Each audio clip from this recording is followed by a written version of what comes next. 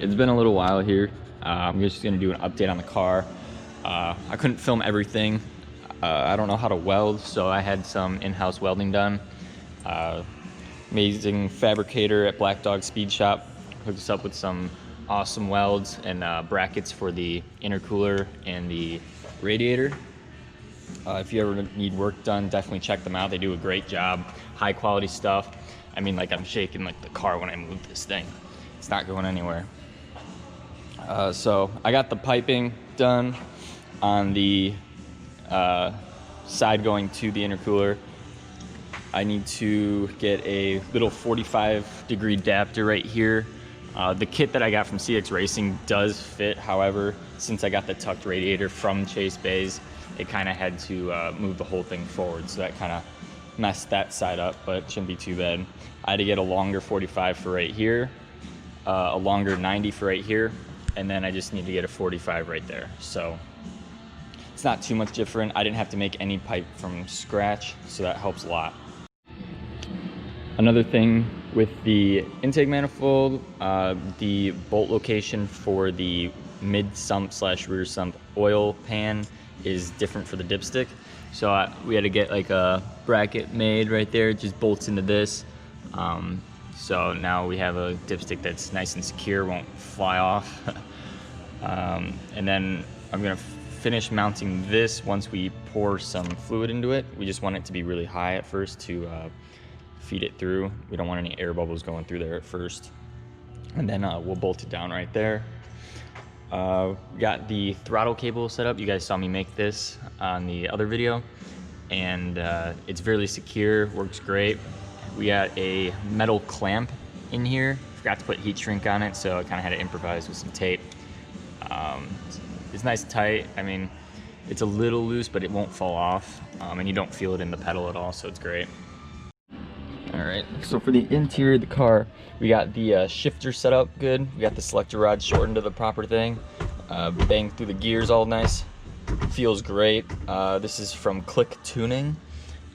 Definitely high quality product. One thing I like about it is that up here it is threaded, so if you want, you can change the shift knob. They provide the specs for what it is, and you can get that done. We also mounted the ECU, made a little bracket with some heat shielding underneath to protect it from the trans heat. Got some really strong Velcro, and it's not going anywhere. Again, shaking the car, super high quality Velcro. And then kind of cleaned up the wiring. Going to load the bass tune into here today. I'll try to film as much of that as I can. Alright, so I loaded the tune into the ECU, and it looks like one of our fuel lines popped when I did that. They're pretty rusty, so they probably just need to be replaced. We're going to look into maybe just doing a temporary fix right now just to still start it. Otherwise, I'm going to have to order a line, and we're going to have to wait till that comes in before we can start it. We'll see how far we can get. All right, so we got the bass tune downloaded from ECU Master's website. They got a nice download page with everything there. They have a startup checklist that we're following. So we're just verifying all this, following the instructions. We have a pretty stock motor, so a lot of the stuff is already set for us with the bass tune. We finished testing the throttle position sensor, and then we verified the cam position sensor. We have the latest software installed. Everything seems to be lining up, so the next step is to connect the injectors and the coils.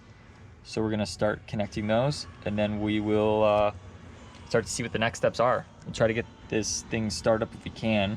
The fuel leak that we had earlier was just an old clamp, so we just replaced the clamp, and it is all good to go.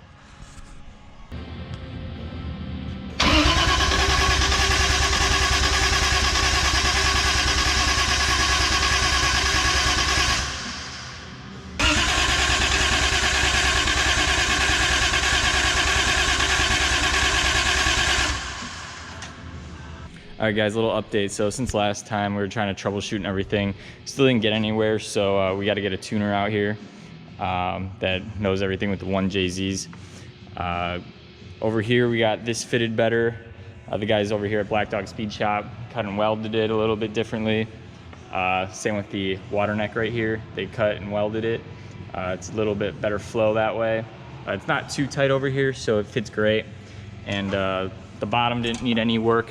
It was just a pretty straight shot right there. Came with the kit that I got. So that's everything with the cooling and the intercooler. All right, so underneath the car, the things that have changed since last time is we got this custom exhaust made. Shout out to the guys at Blackdog SpeedShop, did a great job. Looks awesome. They got a little wide pipe here. Looks pretty cool from the back. And then we got a drive shaft made from Lake Cook Driveshaft. We sent them my drive shaft and they cut and refitted it to the right length that we needed. I had to upgrade to the bigger flex disc right here because my old transmission was a little bit smaller since it's a ZF. And then it goes all the way to the back here. Had these bolted up and it fits great. If you really love her, you gotta give her some love. All right, so the plan today is to kind of do aesthetics here. We pretty much have everything functioning for it. We just need that tune. I'm gonna get another set of coil packs just in case. These things tend to go bad after so long. I mean, being like 20 something years old, you never know. I'd rather have them and I can always return them afterwards. I want to kind of trim up the bumper here just so it fits. There's a couple clearance issues, I believe, in the corners right here. So we're just gonna kind of go through there, mock it up, and make sure that we have good clearance there. And I want to put the dash back in today. The dash is still out of the car. And we just want to put that back in, make sure it looks all clean, make it look all nice and pretty, and start doing like the finishing process of it. Another thing I want to figure out today too is whether I'm going to take out these fender liners. If you can kind of see, the pipe is running into it, so it's kind of pushing it back. So I kind of want to either cut it right here or take it out. We'll see which one we go with. I'm leaning more towards cutting because I kind of just want to leave like this inner liner in there. And then on this side, same thing, it's running into this. I might just cut right here. I know this is for airflow going to the, I believe it's the brakes. But I mean, if it's gonna be a clearance issue, I don't want like rubbing or like it flinging around. And these get a little hot, so I don't want to risk any like plastic melting or anything. So just taking the wheels off here, we're gonna cut straight across. Just gonna do a little line, just make sure it's nice and straight. And then we shouldn't have any clearance issues right here.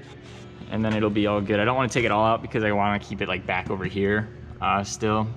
And then it should be all good here.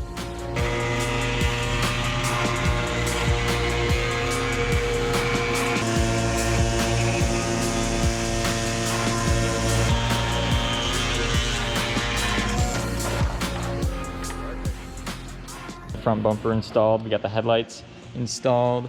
The front bumper on the inside, you can kind of see how to trim a little bit right there, just for clearance issues. And then if you look closely down there, you can barely see it, but I had to cut a little bit for that too, so it wasn't rubbing on the intercooler. And headlights are in, they're all tight there. Bumper is secure, everything fit. This is what the front end will look like. There we go. Next I'll just install these side lights there in a little bit after I figure out where this wiring goes and organize that a little bit. Just clean it up. So we just got the wiring cleaned up here. We got some zip ties holding it in. Going to install the dash right now. Still have to make a bracket with this. It's kind of just wobbling around. Dash is back in the car. We're just doing a bolt here, bolt on the same other spot, and then that's all that we're gonna have. Might hook up the one right here just to kind of support this a little bit more. And then we got the ECU mounted right under here. We'll clean up the wiring in a later date, and then the interior will be pretty much done. All right, so to wrap up for today, we removed the fender liners here. You got a cut. Looks good. Both sides, we got those done. No more issues with the intercooler piping rubbing those. We got the front bumper hooked up there. I got this top section hooked up, headlights, lots of aesthetics. Got the wiring cleaned up. And then we got the dash installed for the most part. Just gonna clean up some more of the wiring at a later date. But everything's pretty much together, ready to go. Just need to tune and it'll be all good.